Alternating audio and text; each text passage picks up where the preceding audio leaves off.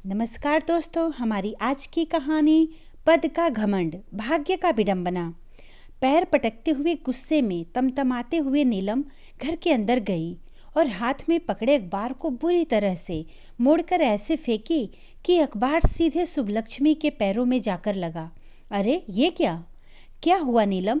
आवाज अटकते अटकते हुए सुबलक्ष्मी ने फिर से पूछा, क्या हुआ? नीलम बोली, क्या हुआ? कुछ नहीं, मैं बाजार जा रही हूँ, कुछ सामान मेरी ज़रूरत के लिए चाहिए। सुबलक्ष्मी बोली, हाँ बेटा चलो, मैं भी चलती हूँ। इस बहाने तेरे साथ कुछ समय भी बीत जाएगा। इधर कुछ दिनों से नीलम का व्यवहार उसके समझ में नहीं आ रहा था, इसीलिए वह कुछ समय साथ बिताकर अपनी बेटी की परेशानी जानना चाहती थी। लेकिन नीलम ने जोर से मना करते हुए कहा, नहीं माँ, मुझे आपके साथ नहीं जाना। सुबलक्ष्मी आश्चर्य से नीलम की तरफ देखते हुए पूछी, क्यों बेटा? नीलम बोली, कुछ नहीं, तुम तो रहने ही दो। और वह चली गई। सुबलक्ष्मी नीचे पड़ी अखबार को उठाई, ज्यों ही खोला उसकी खुशी का ठिकाना नहीं रहा। अपनी और नीलम की तस्वीर अखबार में देखकर वो बहुत खुश हुई, लेकिन नीलम का व्यवहार बहुत अटपटा लगा, इसीलिए वह काम पर जाने लगी। तब वह अखबार लेती गई। जाकर दरवाज़ा खटखटाया तो मालकिन ने दरवाज़ा खोला और सुबलक्ष्मी को देखकर बोली, आ गई सुबलक्ष्मी? आज बहुत जल्दी आ गई, कहीं बाहर जाना है? सुबलक्ष्मी बोली, नहीं, कहीं नहीं जाना, कहीं नहीं है मालकिन। लेकिन इस अखबार में क्या लिखा है, पढ़कर थोड़ा बताएंगी? मालकिन बोली, क्या पढ़ना, मैंने तो सुबह तुम्हारे जाने के बाद पढ़ा, बेटी तो नाम रोशन कर दी तुम्हारा। सुबलक्ष्मी अखबार की तरफ देखते हुए बोली, तब नीलम ने इस अखबार को यूं क्यों फेंका?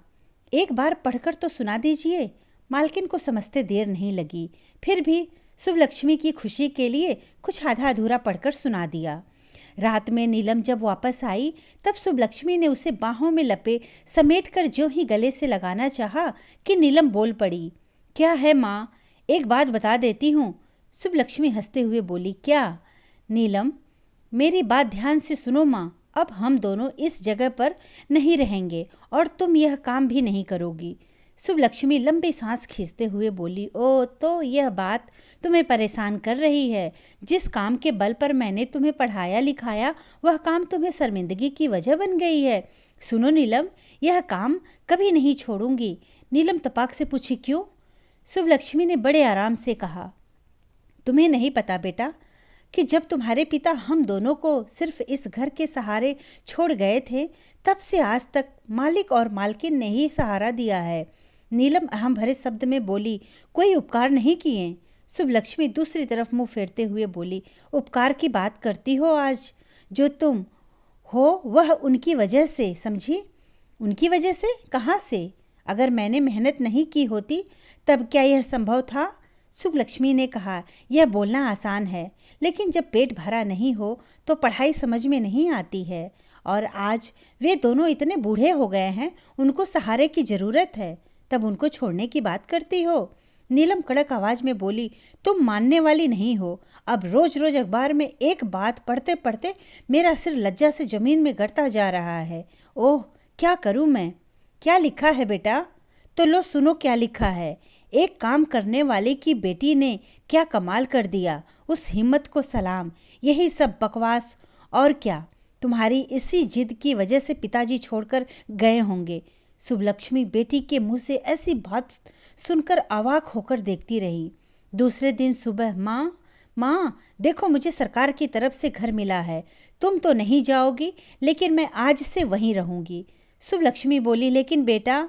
नीलम बीच में ही बोल पड़ी, हाँ हाँ, कभी कभी मिलने आ जाया करूंगी। अपना सामान पैक किया और नीलम चली गई। सुबलक्ष्मी के जीवन में बहुत दुख के थपेड़े खाए थे, लेकिन यह दुख उसे अंदर से हिला दिया। आंचल से अपने आंसू को पोंछते पोंछते अपने काम के लिए निकल गई। अब तो खाली घर उसे खाने के लिए दौड़ता। लेकिन जब जब नीलम आती तो वह रात दीपावली से कम नहीं होती थी। लेकिन नीलम रात के अंधेरे में आती और रात के अंधेरे में ही निकल जाती। सुबलक्ष्मी ने कितनी बार रात में रुकने के लिए कहा, लेकिन नीलम ने साफ मना कर दिया। उसको अपने पद का घमंड ने अंधा कर दिया था। अब तो कितने कितने दिन बीत जाते नीलम को देखे हुए। तब तो हद ही हो गई जब नीलम 2 महीने तक मिलने नहीं आई। इस सोच के कारण शुभलक्ष्मी खोई खोई रहने लगी।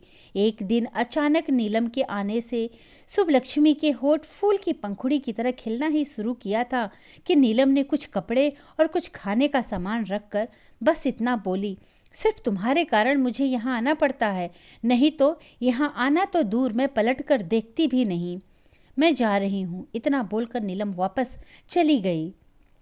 दूसरे दिन शाम को एक पड़ोसी ने नीलम को और उसके मालिक को खबर किया कि अब शुभलक्ष्मी नहीं रही। भाग्य की विडंबना देखिए कि माँ के गुजरे अभी 6 महीने भी नहीं हुए थे कि नीलम की अकड़ और उसके रौब के कारण उसे नौकरी से बर्खास्त कर दिया गया। कुछ दिन तो कमाए हुए पैसे चले, लेकिन पैसा तो किसी का होता ही नहीं है। अब वही माँ का पुराना घर सहारा था। एक दिन शुभलक्ष्मी के मालिक मालकिन नीलम से मिलने आए। नीलम उन्हें देखते ही घबरा गई। अचानक मुंह से निकल गया, मैं आपके यहाँ काम नहीं करने वाली। मालिक बोले, नहीं नहीं बेटा, हम दोनों को तुमसे काम नहीं करवाना है। हमने तो अपनी बेटी शुभलक्ष्मी खोई है, लेकिन तेरी माँ सचमुच में लक्ष्मी थी। सच कहते हैं कि माँ अपने संतानों पर आने वाली संकटों को बहुत पहले ही भांप जाती है। बेचारी ने जीवन भर अपने पेट काटकर तुम्हारे लिए कुछ पैसे जमा किया। लो, यह कागज कल बैंक में जाकर जमा करा देना और पैसे निकाल लेना, और इससे कुछ काम शुरू कर लो जिससे तुम्हारी माँ की आत्मा को शांति मिले।